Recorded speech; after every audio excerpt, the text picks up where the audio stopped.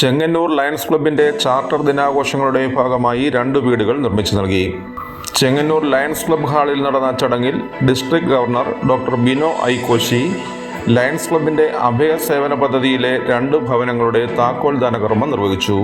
ചെങ്ങന്നൂർ നഗരസഭയിലെ ഭിന്നശേഷി പെൺകുട്ടികൾക്ക് സുരക്ഷിതമായ ഭവനം നൽകുകയും ചെറിയനാട് നിവാസികളായ കുടുംബത്തിന് അവരുടെ പുനർനിർമ്മാണം പൂർത്തിയാകാത്ത വീട് പുനർനിർമ്മിച്ചു നൽകുകയും ചെയ്തു.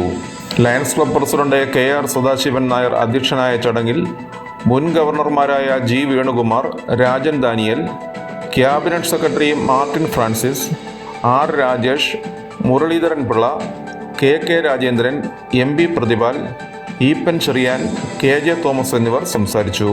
വിവിധ സേവന പദ്ധതികളിൽ ഭാഗമായ ലയൺസ് ക്ലബ് അംഗങ്ങളെ ഡിസ്ട്രിക്ട് ഗവർണർ ആദരിച്ചു. വാർത്താ ഓൺലൈൻ ന്യൂസ്, ചെങ്ങന്നൂർ.